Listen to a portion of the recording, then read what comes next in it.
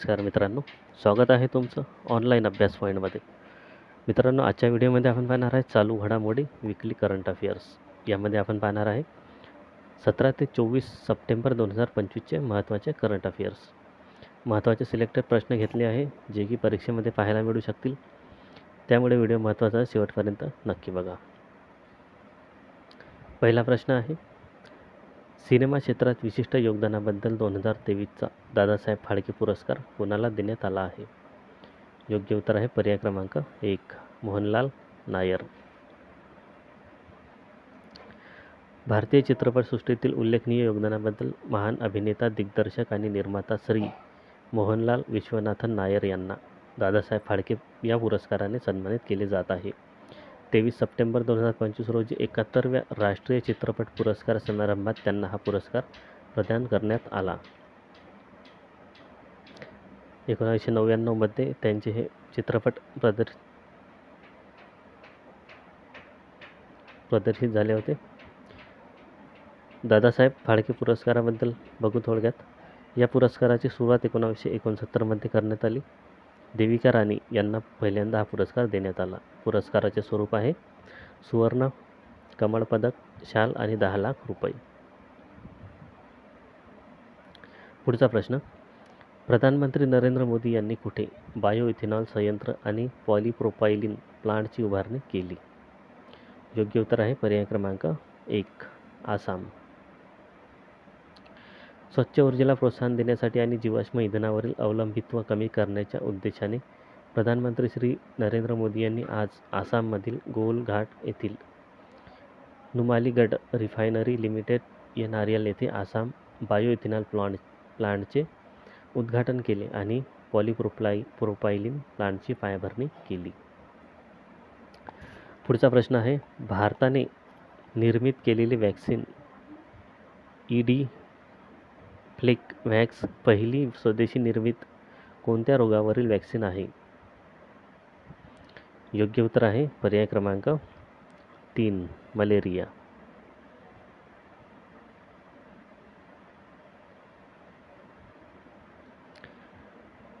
परमिता त्रिपाठी यांनी कोणत्या देशात भारताच्या नवीन राजदूत म्हणून नियुक्ती झाली आहे?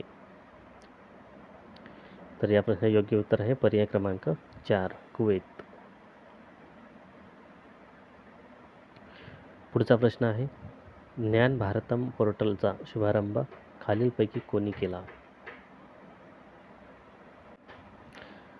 योग्य उत्तर आहे पर्याय क्रमांक 1, नरेंद्र मोदी यांनी. पुढचा प्रश्न आहे, आंतरराष्ट्रीय लोकशाही दिन कधी साजरा केला जातो? तर आंतरराष्ट्रीय लोकशाही दिन साजरा केला जातो 15 सप्टेंबर रोजी. पर्याय क्रमांक 2. पुढचा प्रश्न आहे, नेपाळच्या प्रधानमंत्रीपदी कोणाची निवड करण्यात आली आहे? तर नेपाळच्या प्रधानमंत्रीपदी निवड करण्यात आली आहे सुशीला कार्की यांची. पर्याय क्रमांक 3. नेपाळमध्ये झालेल्या आंदोलनानंतर KP शर्मा ओली यांना राजीनामा द्यावा लागला. त्यानंतर नेपाळच्या पुढे निवडणुका होईपर्यंत सुशीला कार्की यांची प्रधानमंत्रीपदी निवड झाली. सुशीला कार्की यांनी नेपाळच्या सर्वोच्च न्यायालयाच्या पहिल्या महिला मुख्य न्यायाधीश चीफ जस्टिस म्हणून काम केले आहे. पुढचा प्रश्न आहे, सियोम प्रहार युद्ध अभ्यासाचे आयोजन भारतीय सेनेने कुठे केले? योग्य उत्तर आहे पर्याय क्रमांक 4, अरुणाचल प्रदेश. या युद्ध अभ्यासाचा उद्देश युद्धात ड्रोनच्या वापराची चाचणी घेणे हा होता. या सरावात पाळत ठेवणे, लक्ष्य ओळखणे आणि अचूक प्रहार करण्यासाठी ड्रोनचा वापर करण्यात आला होता.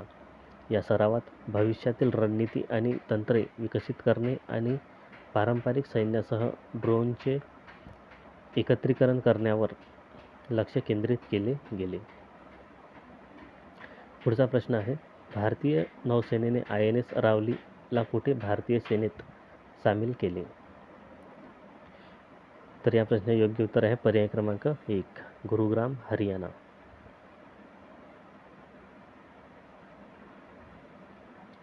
पुढचा प्रश्न आहे, भूपेंद्र हजारिका यांची कोणती जयंती साजरी करण्यात आली? योग्य उत्तर आहे पर्याय क्रमांक 4 100वी. पुढचा प्रश्न आहे, आसाममधील शहरी सेवा सुधारण्यासाठी भारत सरकार आणि कोणामध्ये 125 दशलक्ष डॉलरचा करार करण्यात झाला आहे? योग्य उत्तर आहे पर्याय क्रमांक 2 एशियन डेव्हलपमेंट बँक. या प्रकल्पामुळे आसाममधील 3,60,000 रहिवाशांना सतत मीटरने पाणी पुरवठा करून आणि दळणवळणाच्या पाण्याच्या व्यवस्थापन प्रणालींमध्ये सुधारणा करून फायदा होईल. आसाम राज्यातील 6 जिल्हा मुख्यालय आणि गुवाहाटी येथे प्रकल्प शहरी राहणीमान वाढवेल आणि हवामान लवचिकता वाढवेल. महिला आणि मुलींना पाठिंबा देण्यावर भर देऊन जल कार्यात महिला स्वयं गटांना मदत गटांना प्रशिक्षण दिले जाईल. महाविद्यालयीन वयाच्या महिलांसाठी इंटर्नशिप स्थापन केली जाईल आणि पाणी स्वच्छता आणि स्वच्छतेबद्दल जागरूकता वाढवण्यासाठी शालेय पोहोच कार्यक्रम राबविले जातील. पुढचा प्रश्न आहे, जगातील पहिला AI संचलित सरकारी मंत्री कोणत्या देशाने नियुक्त केला? योग्य उत्तर आहे पर्याय क्रमांक 4 अल्बानिया. पुढचा प्रश्न आहे, जागतिक बॉक्सिंग चॅम्पियनशिप 2025 मध्ये जैस्मिन लॅम्बोरियाने कोणते पदक जिंकले आहे?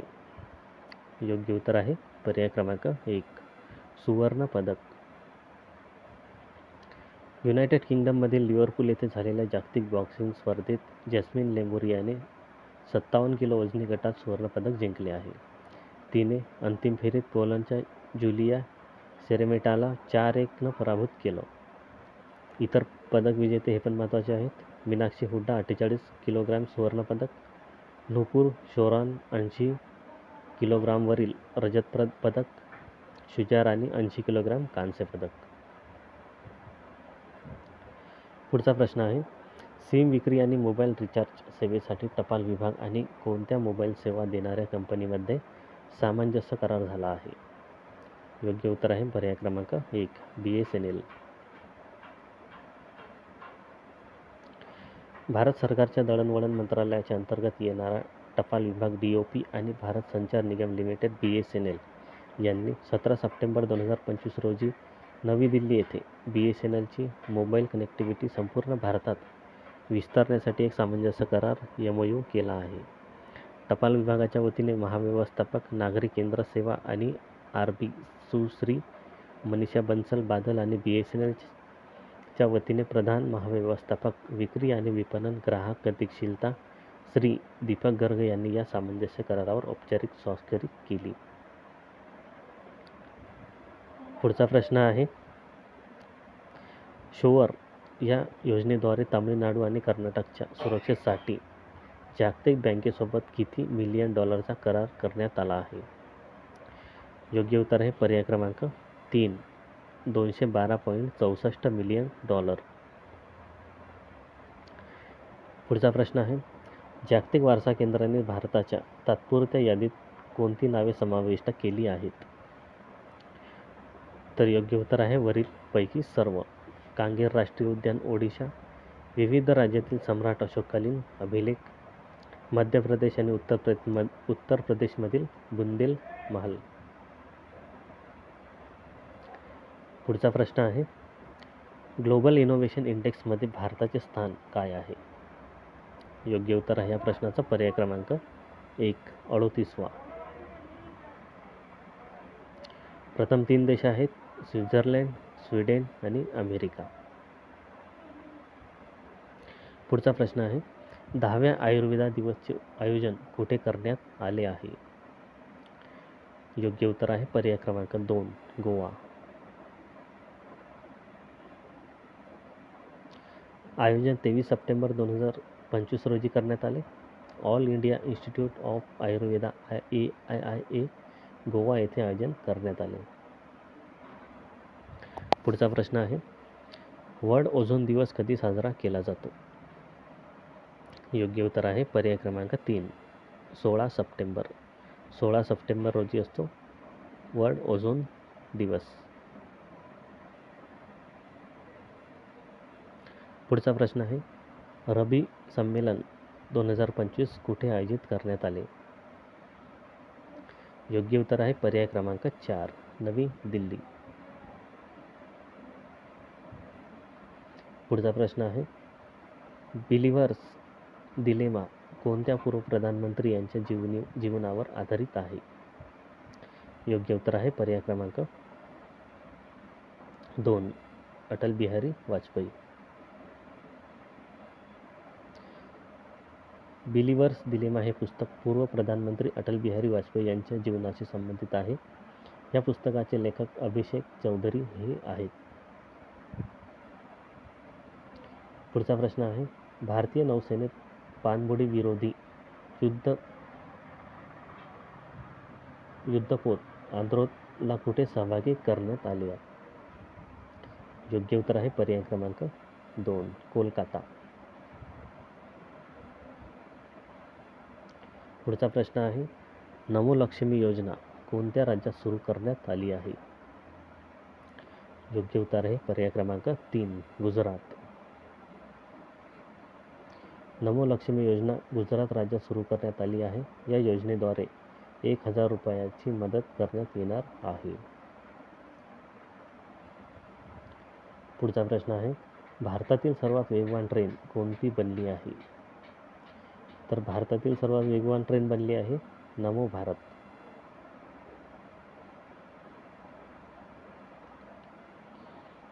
भारतातील सर्वात वेगवान ट्रेन नमो भारत बनली आहे, जिचा प्रति तास वेग 160 किलोमीटर प्रति तास एवढा आहे. पुढचा प्रश्न आहे, लोकसभा अध्यक्ष ओम बिर्ला यांनी 11व्या राष्ट्रमंडळ संसदीय संमेलनाचे उद्घाटन कुठे केले?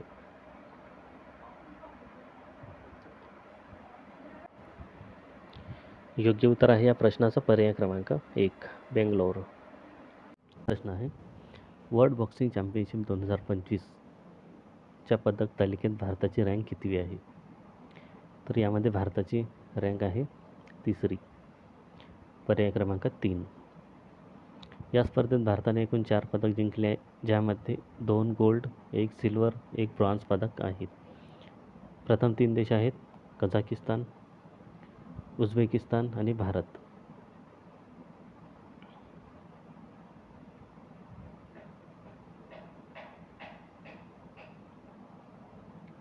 पुढचा प्रश्न आहे, कोणता देश सर्वात जास्त वृद्ध लोकसंख्या असलेला देश बनला आहे? योग्य उत्तर आहे पर्याय क्रमांक 3, जपान.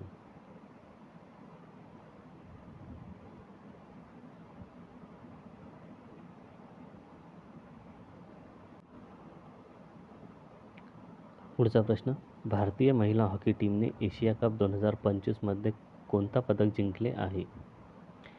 योग्य उत्तर आहे पर्याय क्रमांक 2, रौप्य पदक. गृहमंत्री अमित शहा यांनी कुठे इंडियाज लार्जेस्ट स्पोर्ट कॉम्प्लेक्सचं उद्घाटन केलं आहे? योग्य उत्तर आहे पर्याय क्रमांक 1, अहमदाबाद. गृहमंत्री अमित शहा यांनी इंडियाज लार्जेस्ट स्पोर्ट कॉम्प्लेक्सचं उद्घाटन नारायणपुरा, अहमदाबाद येथे केले. एकूण लागत आहे 825 करोड रुपये. पुढचा प्रश्न, शंघाई सहयोग शिखर संमेलन 2027 आयोजन कुठे करण्यात येणार आहे? योग्य उत्तर आहे पर्याय क्रमांक 2, पाकिस्तान. पुढचा प्रश्न आहे, वर्ल्ड फूड इंडिया 2025चं आयोजन कुठे करण्यात येणार आहे? योग्य उत्तर आहे पर्याय क्रमांक 1, नवी दिल्ली. 25 ते 28 सप्टेंबर 2025 दरम्यान अन्न प्रक्रिया उद्योग मंत्रालयाद्वारे आयोजित करण्यात येणारा वर्ल्ड फूड इंडिया 2025 हा भारताला ग्लोबल फूड हब म्हणून स्थापित करण्यासाठी एक प्रमुख आंतरराष्ट्रीय कार्यक्रम आहे. या कार्यक्रमाचे उद्घाटन प्रधानमंत्री श्री नरेंद्र मोदी 25 सप्टेंबर 2025 रोजी नवी दिल्लीतील भारत मंडपम येथे करतील.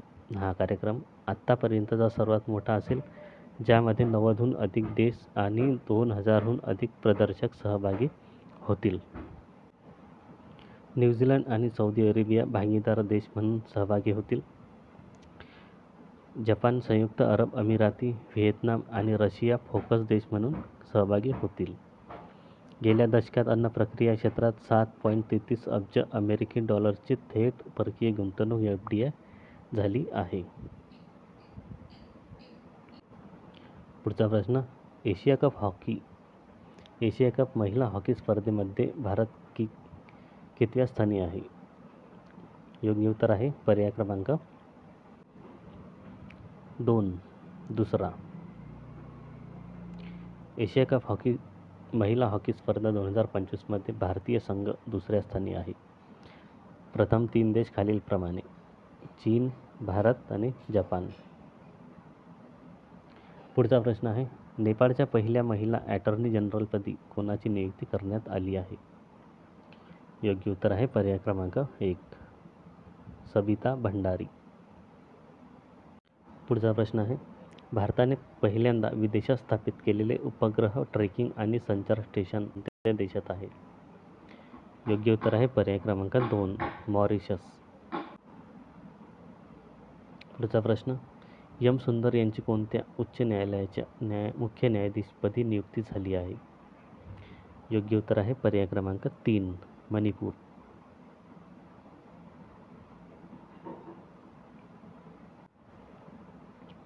पुढचा प्रश्न आहे, अनबू करंगल योजना कोणत्या राज्यातील आहे? तर या प्रश्नाचे योग्य उत्तर आहे तमिळनाडू.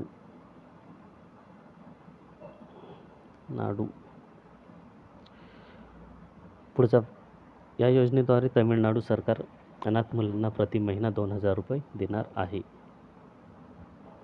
पुढचा प्रश्न आहे, दलीप ट्रॉफी 2025चा विजेता संघ कोणता आहे? या प्रश्नाचं योग्य उत्तर आहे पर्याय क्रमांक 1 central zone. Duleep trophy 2025 central झोनने जिंकली आहे. या ट्रॉफीचा संबंध क्रिकेट खेळाची आहे.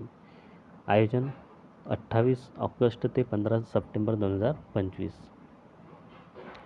पुढचा प्रश्न आहे, भारतीय क्रिकेट संघाची प्रायोजक कंपनी कोणती बनली आहे? योग्य उत्तर आहे पर्याय क्रमांक 2 अपोलो टायर्स. भारतीय क्रिकेट संघाची प्रायोजक कंपनी अपोलो टायर्स बनली आहे. यासाठी 579 कोटी रुपयांचा करार करण्यात आला आहे.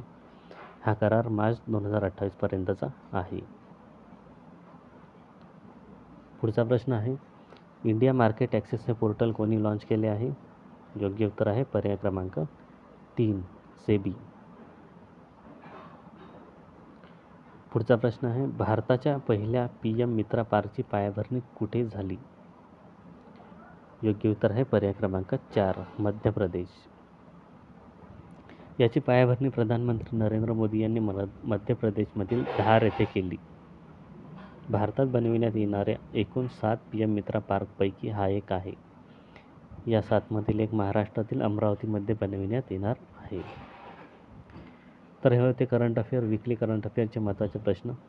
हा व्हिडिओ जर आवडला असेल तर लाईक करा, शेअर करा आणि चॅनलला सबस्क्राईब करा.